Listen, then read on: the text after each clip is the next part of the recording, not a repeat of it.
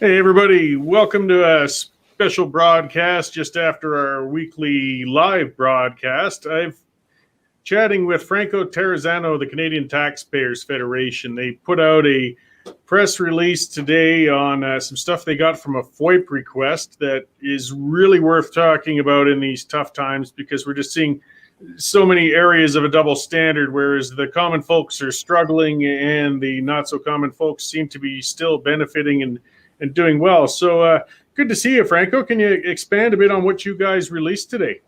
Yeah, for sure. Well, thank you so much first for having me on, Cory. So we got freedom of information request back from the Alberta government. And 2020 has been really such a tough year. But economically, it's clear that we're really not all in this together, right? So we've had people who have lost their jobs. We've had people who have taken pay cuts. We've had businesses close down their doors. But we found more than 7,000 provincial government bureaucrats that received a raise in 2020, right, during the lockdowns, during the economic nosedive. And why that's so important is that means families and businesses who are struggling are going to have to pay higher taxes for this, right? And we are struggling. We need relief. We don't need bigger bureaucrat salaries here in Alberta. Yeah, well, at a time like this, we're all taking cuts. We're tightening our belts. I mean, at the very least, you'd think they would freeze salaries. Yet, what were those numbers? It was getting into some high millions there, with a great number of people getting some salary increases. Well, the cost in 2020 for these pay raises for provincial bureaucrats was a little over $18 million. But really, that's just the tip of the iceberg, right? Because that freedom of information request that we put in, we also asked for the cost going back to 2015 for pay raises. And we found out that those costs are $245 million. So since 2015, when the downturn really began in Alberta, Alberta taxpayers have had to pay an extra $245 million for bureaucrat pay hikes in the provincial government. Yeah, and you would think with the scaling down has got to come soon. I mean, we've everything else is contracting. We can't afford to keep increasing and increasing, not just the pay rates, but the numbers of these people. Do you think there might be a willingness on the part finally, though, for some of these, for the government to show the will to start cutting things, and perhaps some of the union heads to realize if we don't stop this excessive compensation for bureaucrats and some of these civil servants, that we're going to have to start just outright laying them off eventually? Well, Premier Jason Kenney has to tackle the labor costs here, right? So by the end of the year, we're looking at $100 billion in provincial government debt. So the obvious question is, how are we going to pay for all of this? And it's not fair to be asking struggling families who are having a tough time just getting groceries on the table, living from paycheck to paycheck, or to go to small businesses and ask them to pay higher taxes because government bureaucrats and government union bosses don't want to take a pay hike, right? So just in terms of fairness, it's time for the provincial government, it's time for Kenney to cut back these costs. But then we also have to look at the budget problem. I talk about that $100 billion in debt that we're going to have to pay back. Well, the biggest expense, the biggest day-to-day expense for the Alberta government is its labor costs. So really, Premier Kenney, our Finance Minister Travis Taves, they have very little option to balance the budget if they're not willing to take some air out of these ballooning labor costs. Yeah, so we're getting we've seen a lot of it with the do as they say, not as I do, and we'd really need to see some leadership by example. I mean, we've seen that with the recent vacationing elected officials and staffers, and now again we're seeing it with a different class of folks, but they're still enjoying job security, plus actual increases in compensation at a time like this. So you guys have also been pushing for something that might help spur our government to feel a little more inclined to listen to the electorate between elections. Can you expand a bit on that? Yeah, so we're all upset with this vacationing scandal, right? And we have every right to be upset here. These politicians, they lock down businesses.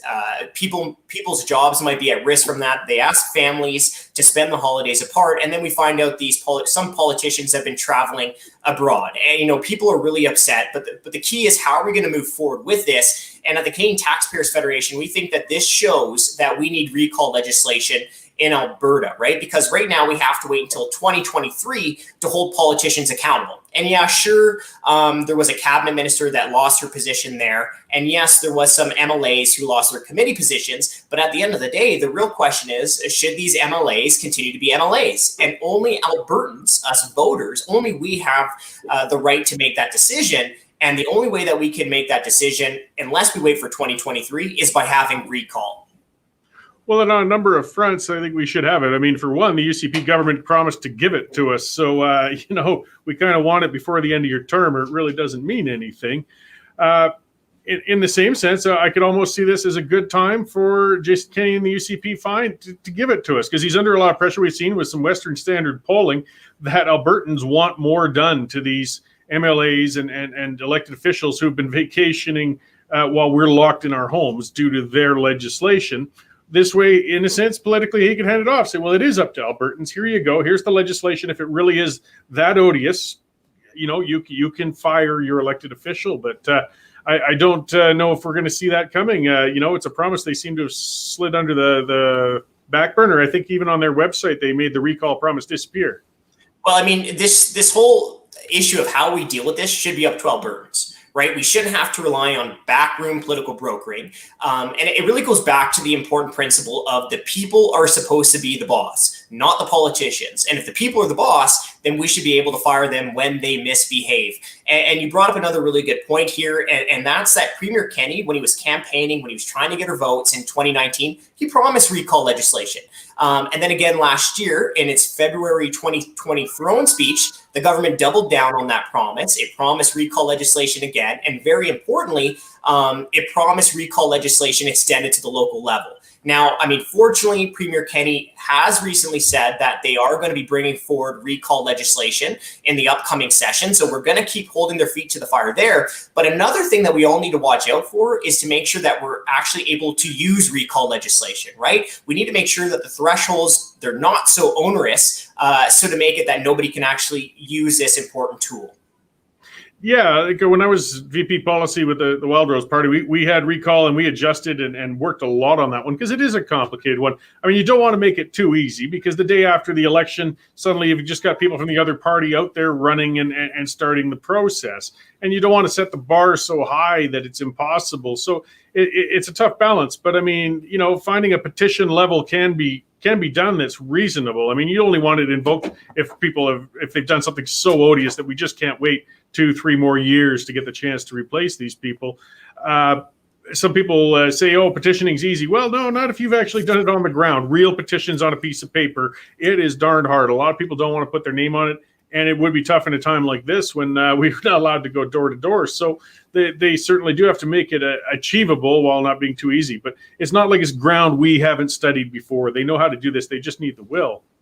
Well, that's right. And so what it sounds like is going to be happening, again, nothing's set in stone yet. We're still waiting to actually see the legislation, but it sounds like it's going to be similar to British Columbia. So there's that 40% threshold there. And, it is important to strike the right balance, but the 40% threshold is too high. And, the Canadian Taxpayers Federation, we made a presentation to the Alberta government's Democratic Accountability Committee, and we stressed that the thresholds need to be lower than the 40%. And we proposed a 25% threshold, right? And so here's the key, right? BC has had recall legislation since, I believe, 1995. There's only been one successful recall campaign there, and that's when they found out one of their MLAs was writing fake letters to the editor. So they held him accountable there. But there's only been one in BC. And one of those reasons is because the threshold is too high. And Cory, let me just make one more very important point about recall legislation, right? It's more than just about being able to force a by-election.